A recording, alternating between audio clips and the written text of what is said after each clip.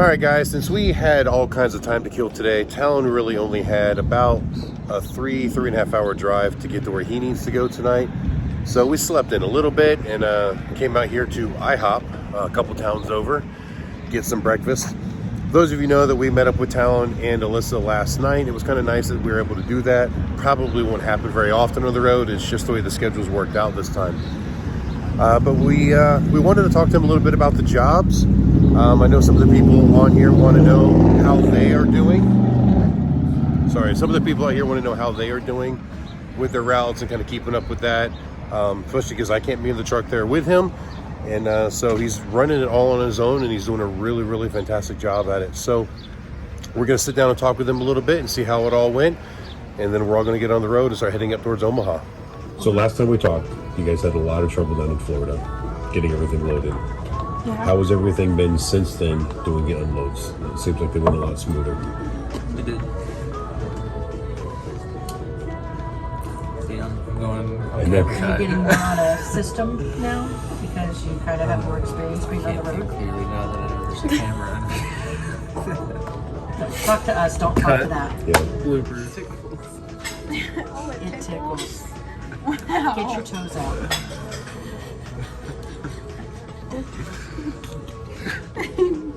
This is pretty cool. What have you learned? I know you guys have gone through a lot of trial and tribulation, but through the frustration of being tested, there's certain things you've gone, well, we're going to do this from now on to make things easier. So what are those things that really made a difference? So if someone else decides, hey, this is a young couple, they're on the road doing it, I can do this too, but these are some things that they had hurdles with and they're overcoming. So what hurdles just recently have you guys managed to overcome? Besides, I know Miami was really rough, but... Well, having AC definitely helps. Keep you calm and think clearly because you're not sweating. You can actually be comfortable, but no proper planning, trip planning. Setting up the labor ahead of time so there's like less stress and headache towards the end, and just actually having crews that show up as well.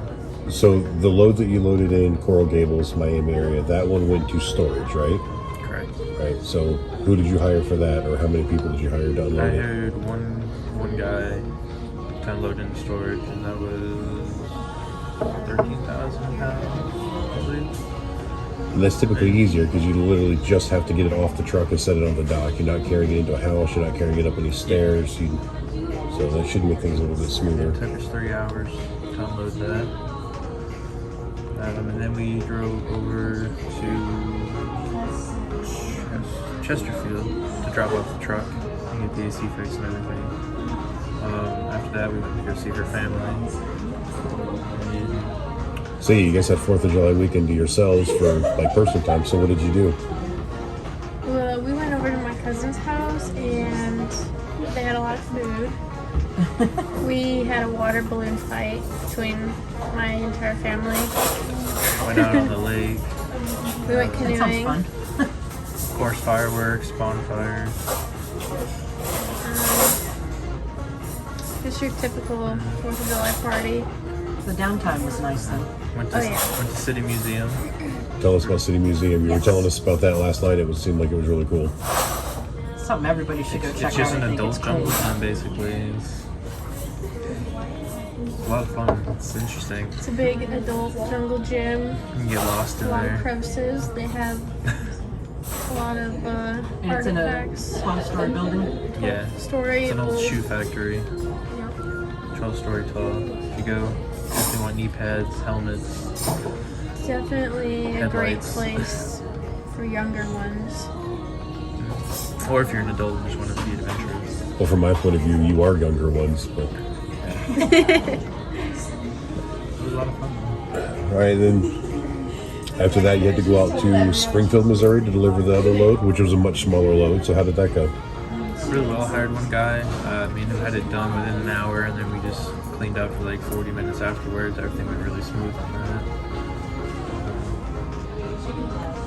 Probably the easiest job so far I've done on my own. Good. Third party came out to help with the safe, and they took it right off the truck, so that made everything really simple. Yeah, it sounds like it made it a lot easier. And now where are you guys headed next? We're going to Hillian, Nebraska to load up 16,000 pounds to take to Bismarck, North Dakota. And you've got labor and everything all set up for that already? It's all... I should, yeah. I gotta touch base with them still. But I set it up a couple days ago. And then as soon as that's done, you're going to meet us out in Deadwood for the rally out there, the three-wheeler rally. So we got a few days, so that should work out pretty well. All right, I want to say thank you to IHOP for a wonderful breakfast. Now we got to jump back in the truck and head over. Now to get over here, we're like still a few towns over, so we just jumped in the tractor for the North American truck and just bobtailed over here. We all four jumped in, so we didn't have to bring both vehicles. There it is, parked with all the rest of the cars.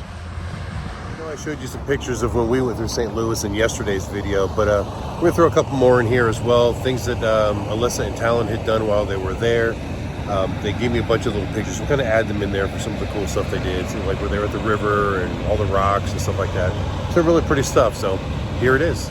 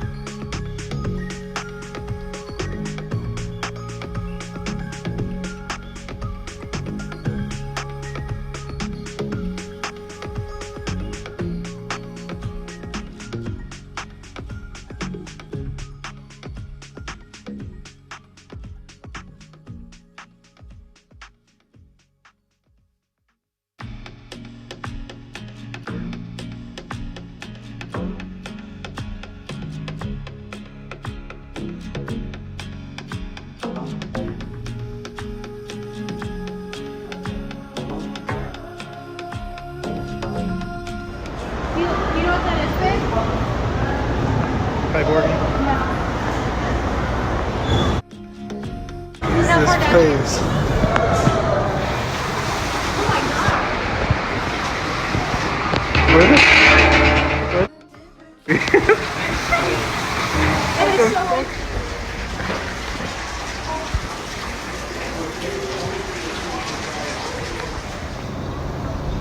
Come out of the plane.